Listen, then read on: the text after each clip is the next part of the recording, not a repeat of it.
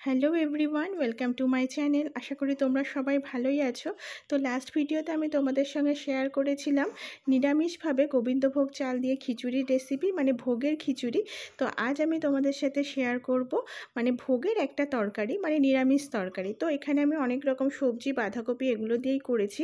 তো আমার বাড়িতে জন্মাষ্টমী বলো বা যে কোনো পুজোতে যখন আমি ভোগ করি, তো আমি তরকারিতে কিন্তু এরকম একটা সবজি আমি দিয়েই থাকি।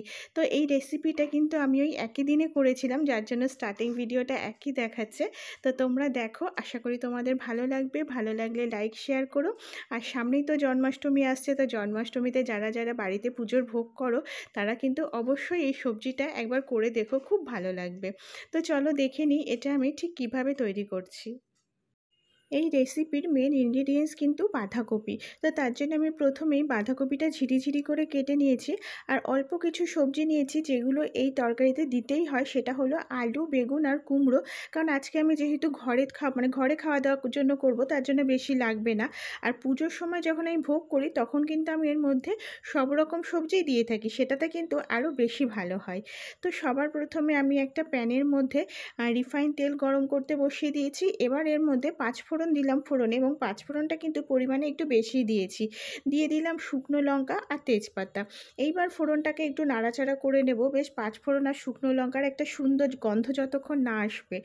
এরপর আমি এর মধ্যে দিয়ে দেব আদা বাটা আর টমেটো পিউরি। তো এই রেসিপিতে বাটা মশলা বলতে যেহেতু এই দুটোই পড়বে, তার জন্য এটা পরিমাণে কিন্তু একটু বেশিই দিতে হবে। এবার দিয়ে দিলাম পরিমাণ মতো লবণ আর হলুদ গুঁড়ো। তো এবার মশলাটাকে আরও কিছুক্ষণ একটু নাড়িয়ে চাড়িয়ে নেব। তো মশলাটা কিন্তু খুব বেশি কষাতে হবে না। তো এর মধ্যে এবার আমি দিয়ে দেবো কেটে রাখা বাঁধাকপিটা। তো বাঁধাকপিটা কিন্তু একদম ঝিরিঝিরি করে কাটবে, তাহলে কিন্তু এটা ভালো লাগে। আমি দেখো একদম ঝিরিঝিরি করে কেটেছি এটা।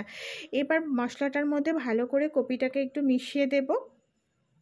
এবার এর মধ্যে দিয়ে দেব আলু। তো তোমরা চাইলে আলুটা ভেজেও দিতে পারো, কিন্তু যেহেতু এই সময় কষানো হবে তো আলু ভাজার দরকার পড়বে না, একবারে দিয়ে দিলেই হয়ে যায়।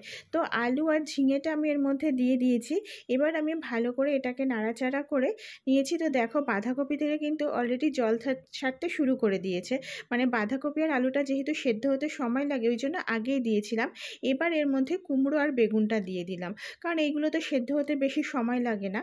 তো মোটামুটি কিছুটা হয়ে আসার পরে সেদ্ধ হয়ে আসার পরে এবার আমি এর মধ্যে দিয়ে দিলাম কাঁচা বাদাম। তো কাঁচা বাদাম দিলে না মানে বেশ তরকারিগুলো, নিরামিষ তরকারি খুব ভালোই লাগে। এবার আমি এর মধ্যে অল্প একটু জিরের গুঁড়ো, একটু ধনের গুঁড়ো আর একটু লঙ্কার গুঁড়ো দিয়ে দিলাম। তো তোমরা চাইলে কাঁচা লঙ্কাও দিতে পারো, তবে আমি এখানে শুকনো লঙ্কার গুঁড়ো ব্যবহার করলাম। তো এবার ভালো করে এটাকে নাড়াচাড়া করে নেব। তো অলরেডি কিন্তু অনেকটাই সেদ্ধ হয়ে এসেছিলো, তার জন্য আমি অল্প একটু জল দিলাম, কারণ খুব বেশি জল প্রয়োজন হবে না। তো জল দিয়ে মোটামুটি তরকারিটাকে আমি সেদ্ধ হতে দেবো, মানে পুরোপুরি সেদ্ধ হতে দেবো। তো দেখো মোটামুটি কিন্তু সেদ্ধ হয়েই এসেছে এখানে। আর কুমড়ো, আলু এগুলো আমি একটু গোটা গোটা রাখছি, তোমরা চাইলে এটাকে ম্যাশ করে দিতে পারো বা একটু ভেঙে ভেঙে দিতে পারো, সেটাও ভালো লাগে। এবার আমি এর মধ্যে দিয়ে দিলাম অল্প একটু গরম মশলা। তো যেহেতু নিরামিষ তরকারি একটু মিষ্টি মিষ্টি হলে ভালো হয়, তা না হলে খুব একটা ভালো লাগে না। তো তার জন্য আমি এর মধ্যে অল্প একটু চিনি দিলাম, তোমরা চাইলে চিনি নাও দিতে পারো। তো মশলাটাকে একটু ভালো করে নাড়াচাড়া করে নেব। আর তোমরা চাইলে এটাতে ঘি দিতে পারো, তবে আমি দেখেছি ঘি না দিলে বেশি ভালো লাগে। তো আমাদের তরকারি কিন্তু একদম রেডি হয়ে গেছে। এবার আমি গরম গরম সার্ভ করে দেব।